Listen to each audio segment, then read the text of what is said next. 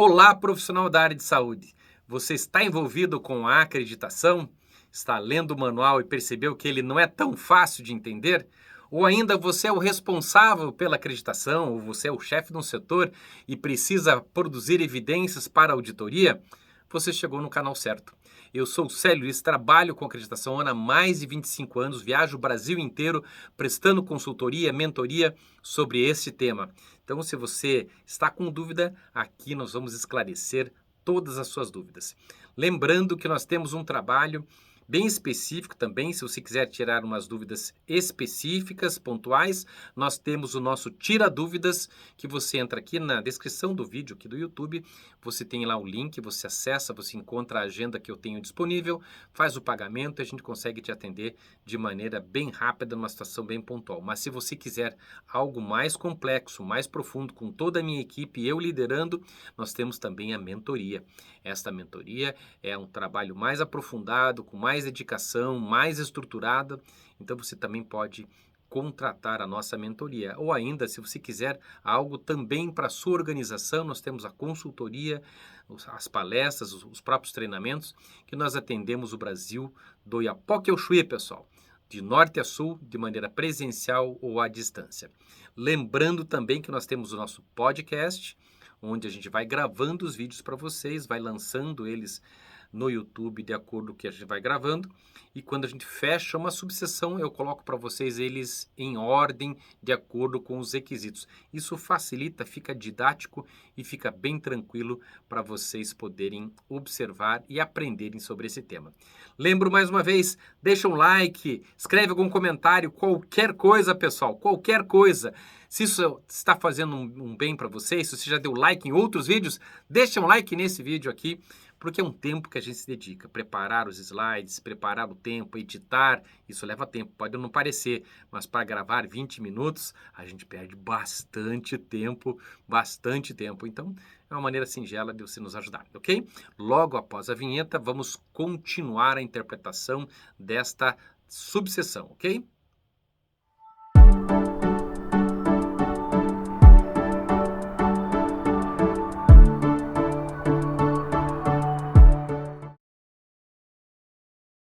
Considera as características individuais dos pacientes, clientes e acompanhantes. Olha que interessante, pessoal. Características individuais dos pacientes, clientes e acompanhantes, respeitando suas tradições culturais, crenças, diversidades, valores pessoais e privacidade para o planejamento do cuidado.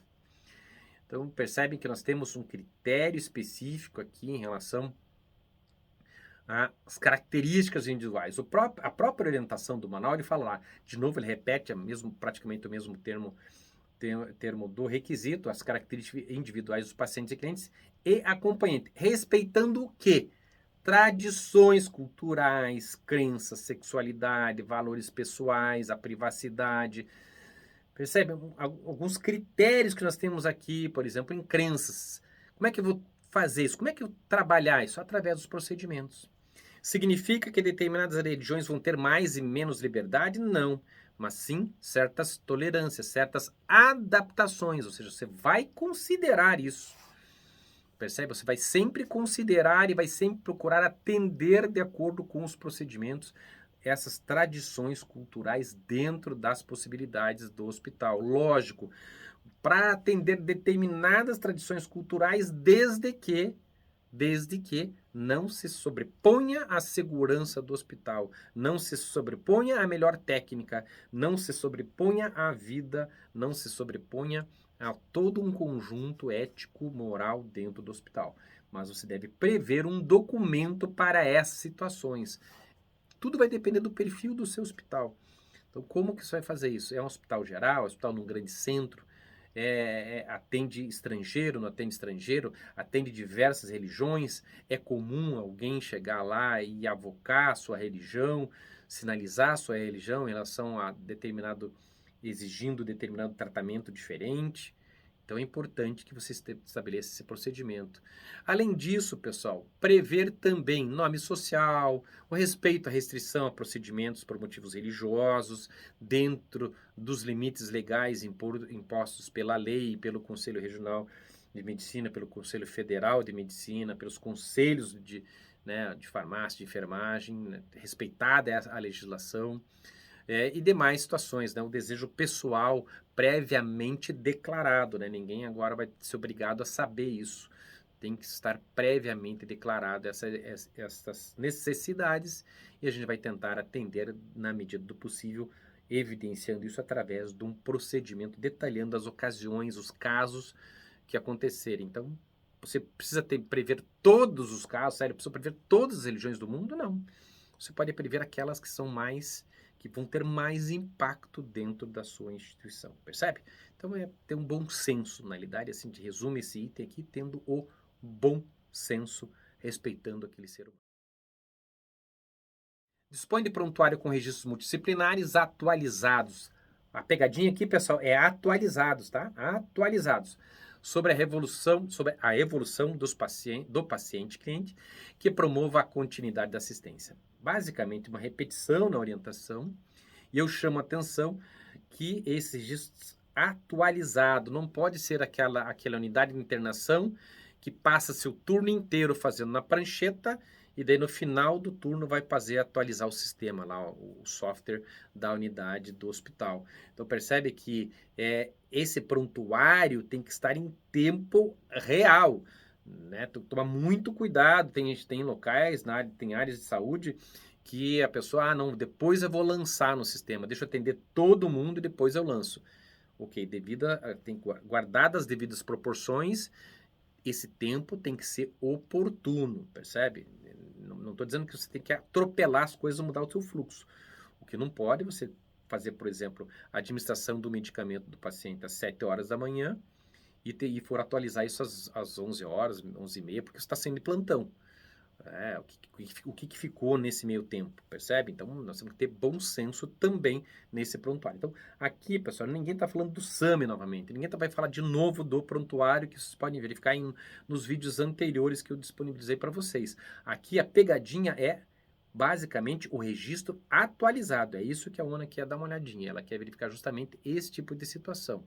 Tomar cuidado com a passagem de plantão e reforço a questão do prontuário em tempo real.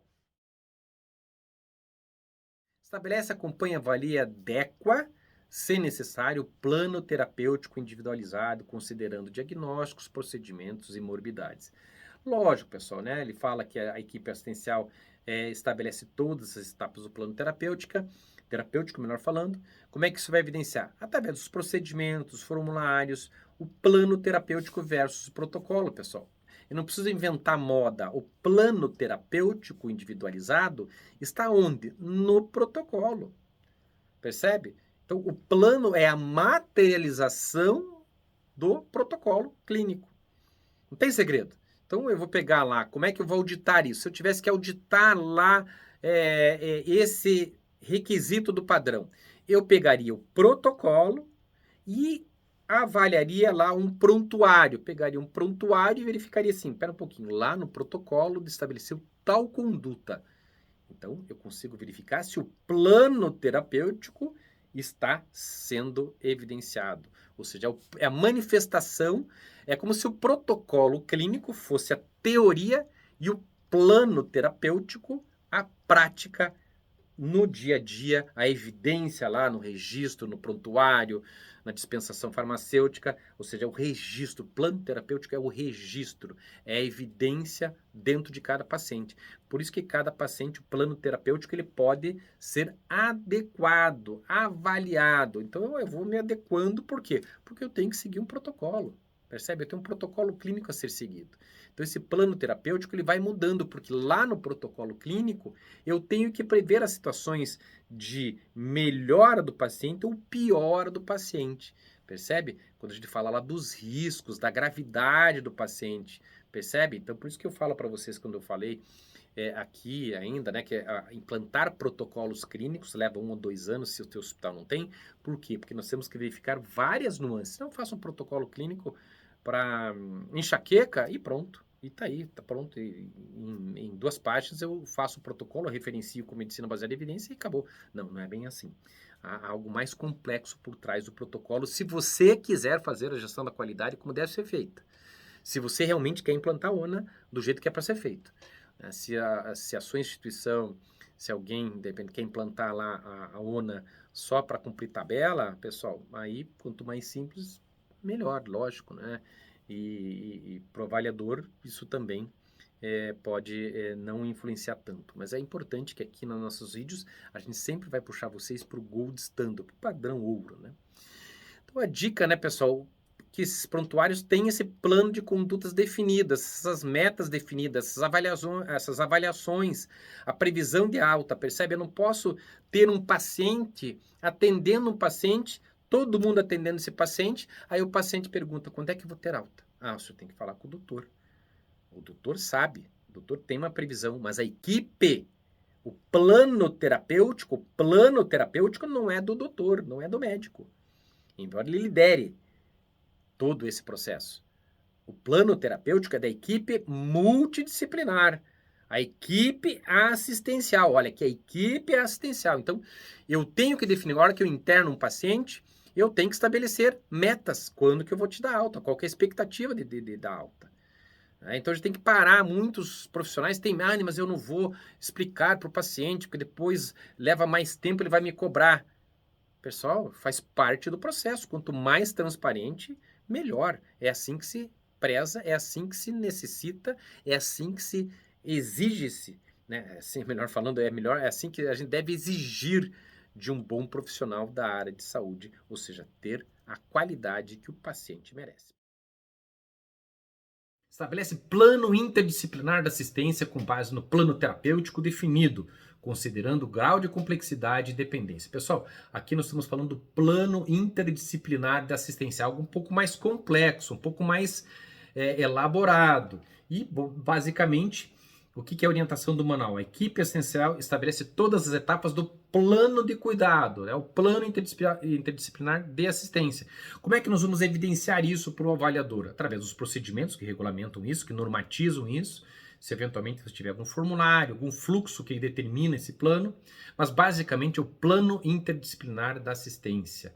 Como é que como é que funciona esse plano interdisciplinar da assistência? Eu nunca ouvi falar, basicamente, como é que você poderia traduzir? Então, basicamente, pessoal, você pode traduzir isso num procedimento regulamentando as seguintes fases.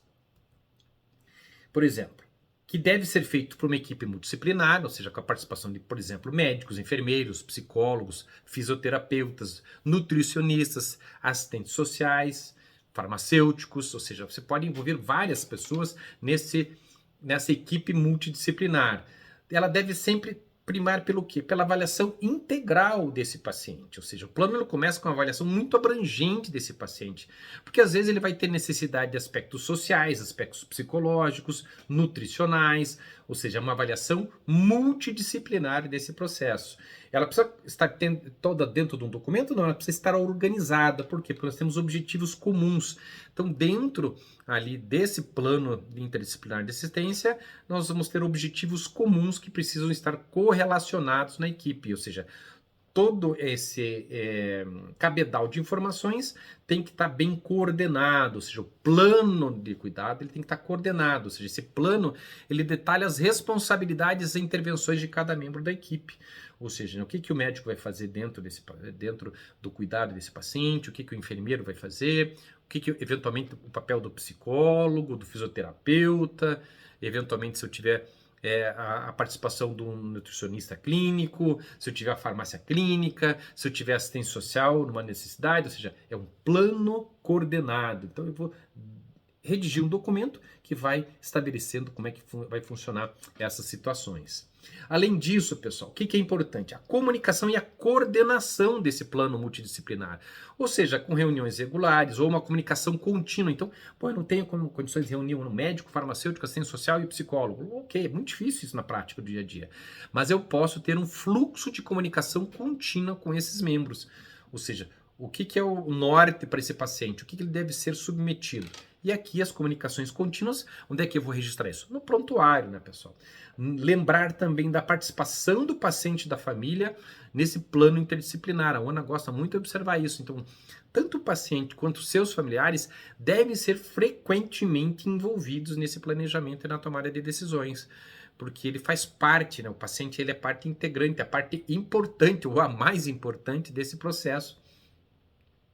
quando nós estamos falando do plano interdisciplinar de assistência. E, finalmente, nesse plano é o monitoramento e avaliação, ou seja, de que maneira nós vamos avaliar a eficácia desse tratamento e, eventualmente, fazer algum ajuste necessário com base, né, na resposta e na evolução do paciente e suas condições. Então, o que é o plano interdisciplinar? Então, se você pegar cada título desse aqui, pessoal, que eu coloquei, ó, vocês podem pegar cada título desse e ir descrevendo os documentos e como isso funciona, como isso vai se materializar aonde, né? Como é que essas situações aqui vão se materializar? Vão se materializar lá no prontuário. Você pode criar uma máscara, você pode criar um roteiro, um fluxograma das atividades, onde tudo isso é determinado nesse plano interdisciplinar de assistência. Então, você pode criar um plano geral e aí você vai seccionando ele de acordo com a necessidade do paciente. Dispõe de plano de alta multidisciplinar de conhecimento do paciente, cliente e o acompanhante para a continuidade do cuidado extra-hospitalar, considerando diagnósticos, procedimentos e morbidades. Pessoal, importante isso aqui, prestem bem atenção. Plano de alta disciplinar de conhecimento do paciente, cliente e ou acompanhantes. Então, basicamente, a repetição, ou seja, de que maneira eu vou evidenciar isso? Eu tenho que ter um procedimento regulamentando como é que isso funciona. Eventualmente eu posso ter um formulário, que ele pode estar definido como resumo de alta, o próprio prontuário. Ou seja, tudo isso que nós vamos estar estabelecendo é importante que você tenha isso registrado no prontuário, esse planejamento de alta. Ou seja, como é que vai fazer esse planejamento da alta, como é que vai funcionar, quais são as metas, quais são os prazos a serem seguidos e obedecidos. Ou seja, de que maneira o paciente vai acompanhar isso. Eu vou contar para vocês uma história. Recentemente eu fiz uma cirurgia no ombro e muito interessante que antes de eu entrar na cirurgia, eu já tinha uma orientação do pós-cirúrgico. E quando o médico saiu da cirurgia e foi me dar alta, ele já me deu uma folha, um papel A4 com todas as orientações que dali iam se suceder, né? Deu uma gagueira agora, do que ali para frente ia acontecer. E então eu tinha noção de quantas consultas eu ainda teria que ter nesse pós-operatório, que eu teria que fazer fisioterapia, que essa fisioterapia ia durar a expectativa de mais ou menos tanto tempo, qualquer frequência, a expectativa de ter dor ou não ter dor, ou seja, muitas das informações estavam muito claras para mim, tanto que ainda estou na fisioterapia desse processo, e eu sei muito bem ainda o que me espera, que fase que eu estou. Então eu consigo vislumbrar a minha alta em relação a esse procedimento cirúrgico que aconteceu. Veja, uma simples folha de A4. Me deixou tranquilo, me deu informações, eu não preciso ficar ligando para o paciente, para o médico, não preciso ficar ligando para a secretária, fazendo o médico deixar de atender, ficar atendendo o telefone, porque a informação já está clara, já está disponível. E isso está registrado no prontuário também.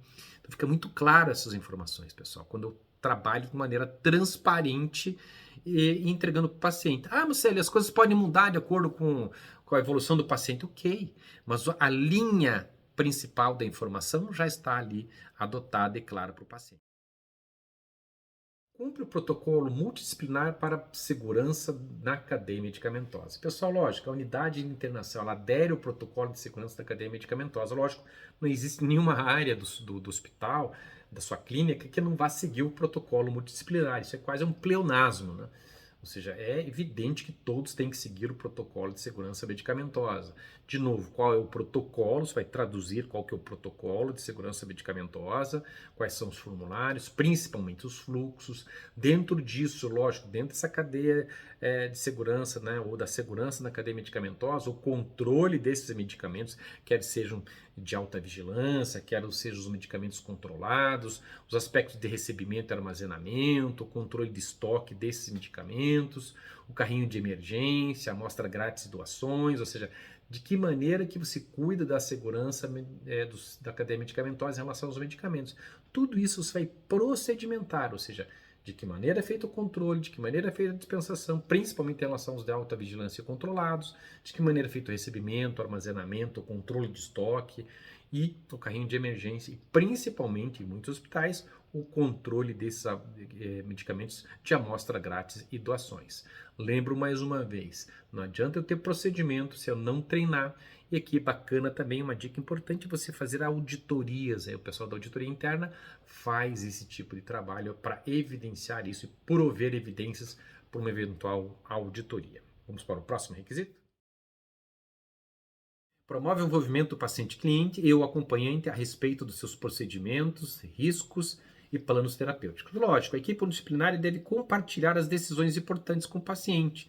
Ou seja, eu tenho que informar o paciente, participar dele do que vai acontecer. Isso vai estar regulamentado no procedimento, no prontuário, em informativos, ou seja, a comunicação entre o paciente, entre os profissionais da área de saúde e o paciente. Lembrando sempre que essa comunicação tem que ser clara, tem que ser objetiva, tem que ser acessível. Eu não posso ter uma comunicação com o paciente técnica que eu não entendo o que está acontecendo. Que eu preciso, isso está claro, ele tem que ser adaptado à necessidade do paciente, ao entendimento do paciente. Então, essa comunicação das decisões tem que estar muito clara, o paciente tem que estar muito tranquilo em relação à informação. Às vezes ele não vai ficar tranquilo em relação à tomada de decisão, mas em relação às consequências das decisões, isso tem que estar muito claro. Então, basicamente, é isso que a ONA quer, o envolvimento do paciente e acompanhante. Como é que isso vai evidenciar isso numa eventual auditoria? Isso no registro do prontuário, que essa informação foi passada para o paciente, e o que ele achou daquela informação, e os informativos, que você pode tornar rotina, entregando ao paciente as informações, deixando tudo muito claro. Cumpre as diretrizes de notificação de incidentes e eventos adversos. Pessoal, isso nós já vimos, mas a ONA ela repete algumas informações no manual que ela podia ser um pouco mais sucinta. Então ela diz de novo, né, cumpre a prática da notificação de incidentes, circunstâncias de risco, near miss ou quase erro, eventos sem dano, eventos adversos. Ou seja, isso a gente já viu, pessoal, aqui na subseção 1.2, gestão da qualidade e segurança, basicamente no requisito número 6. Então, como é que você vai evidenciar? Reforçando mais uma vez, através dos seus procedimentos que regulamentam essa notificação, dos formulários disponíveis, quer sejam no sistema, quer sejam físicos, os fluxos de atendimento a essas notificações, os relatórios e as próprias investigações. Como a gente já viu isso lá na seção 1.2, o que eu sugiro para vocês?